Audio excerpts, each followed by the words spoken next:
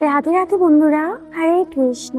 নমস্কার দর্শক বন্ধুরা, শ্রীকৃষ্ণ মোটিভেশন 91 চ্যানেলে আপনাদের সবাইকে স্বাগত জানাই। বন্ধুরা, শ্রীমদ্ ভগবত গীতায় ভগবান শ্রীকৃষ্ণ সমগ্র মানব জাতিকে উদ্দেশ্য করে অর্জুনকে অনেক মূল্যবান উপদেশ প্রদান করেন। যে উপদেশগুলো আজ এই সময় দাঁড়িয়েও জীবনে যদি প্রয়োগ করা যায়, তাহলে যে কোনো মানুষ যে কোনো সমস্যা থেকে বেরিয়ে আসার শক্তি পাবে। শ্রীমদ্ ভগবত গীতার এই সম্পূর্ণ কথোপকথনের মধ্যে লুকিয়ে রয়েছে অনেক শক্তিশালী শ্লোক, যেগুলো যদি আমরা জীবনের কঠিন সময় পাঠ করতে পারি বা মনে মনে একটু স্মরণ করতে পারি, তাহলে আমরা সেই কঠিন সময় থেকে অনায়াসেই বের হতে পারবো। কিন্তু অনেকে এই শ্লোকগুলোর ব্যাপারে জানে না বলে তারা কঠিন সময় পড়লে ঘাবড়ে যায় এবং বুঝে উঠতে পারে না কি করবে। আর এই মারাত্মক শ্লোকটির মধ্যে শ্রীকৃষ্ণ নিজেই সমস্ত সমস্যার সমাধানের কথা বলে গেছেন। আজ আমি ভিডিওটিতে এই শ্লোকটির কথাই তুলে ধরব, যাতে আপনারা যখনই কোনো সমস্যার মধ্যে পড়বেন বা কোনো খারাপ সময়ের মধ্যে দিয়ে যাবেন, তখনই শুধু মনে মনে এই শ্লোকটি চোখ বন্ধ করে 3 বার পাঠ করে নেবেন। তাহলে দেখবেন নিমেষের মধ্যেই আপনার সব সমস্যা দূর হয়ে যাবে এবং আপনার মনের ভিতরে অপার শান্তি অনুভব করতে পারবেন। যদি বিশ্বাস না হয় এই কথাটির উপরে, তাহলে একবার নিজের জীবনে এই শ্লোকটি অবশ্যই এক মনে চোখ বন্ধ করে পাঠ করে দেখুন, কারণ এই শ্লোকটির কথা এক ব্যক্তিকে স্বয়ং ভগবানই স্মরণ করিয়ে দেন। তাহলে চলুন বন্ধুরা, দেরি না করে জেনে নেওয়া যাক যে এই বিশেষ শ্লোকটি কোনটি এবং কিভাবে আপনাদেরকে এই শ্লোকটি পাঠ করতে হবে। তার আগে এটা জেনে নেওয়া যাক যে এই শ্লোকটি কাকে কে পাঠ করতে বলেন। আসলে আজ থেকে কয়েক বছর আগে এক ব্যক্তি যখন খুব সমস্যার মধ্য দিয়ে যাচ্ছিল, তখন সে বুঝে উঠতে পারছিল না যে কি করে এই সমস্যার মধ্য থেকে বের হবেন। সে দিনরাত ভগবান শ্রীকৃষ্ণের মন্দিরে গিয়ে শ্রীকৃষ্ণের মূর্তির সামনে দাঁড়িয়ে প্রার্থনা করত এবং কাঁদত, যাতে ভগবান শ্রীকৃষ্ণ তাকে এই খারাপ সময়ের মধ্য থেকে বের করে। কিন্তু কিছুতেই সে কোনো রাস্তা পাচ্ছিল না। আর ঠিক এরকম সময়ই একদিন পুরোহিতদের নজর তার উপরে পড়ে এবং সেই পুরোহিত দেখে যে সেই লোকটি অঝরে ভগবান শ্রীকৃষ্ণের মূর্তির সামনে দাঁড়িয়ে কান্না করছে।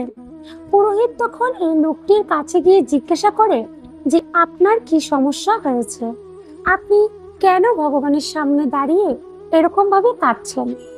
উত্তরে সেই লোকটি বলেন, আমি আমার ব্যবসায় বিশাল পরিমাণে লোকসান করেছি, আমার ঘরবাড়ি সব বেচার অবস্থায় চলে এসেছে, লোকের দেনায় ডুবে আছি, আমি কি করব বুঝে উঠতে পারছি না, কিভাবে এই অবস্থা থেকে বের হব আমি বুঝে উঠতে পারছি না।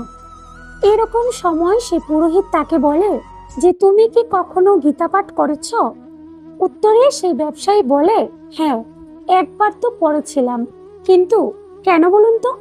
তখন উত্তরে পুরোহিত বলেন যে আপনি কি 18 নম্বর অধ্যায়টি ভালো করে মন দিয়ে পড়েছিলেন।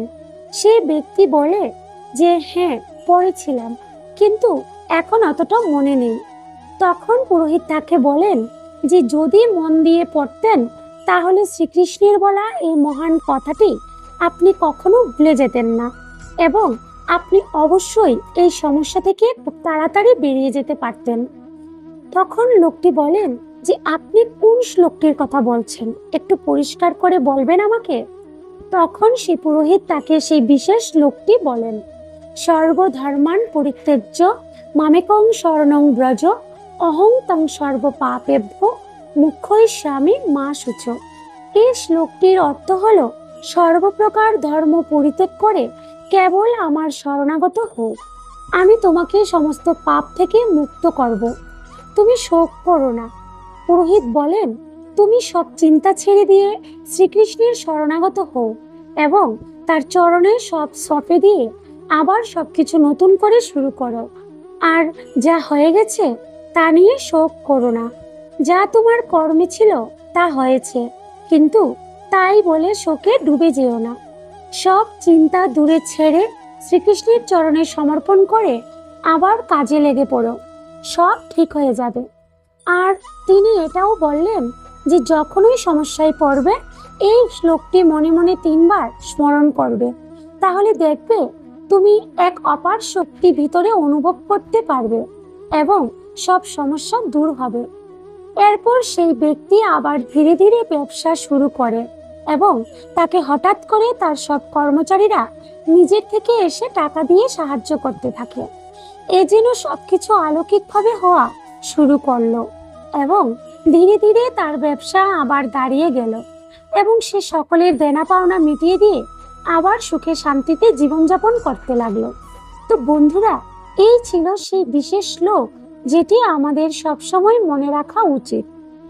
যখনই বিপদে পড়বেন শ্লোকটি 3বার মনে মনে স্মরণ করে নেবেন, দেখবেন সকল বিপদ সাথে সাথে কেটে যাবে। রাধে রাধে, হরে কৃষ্ণ।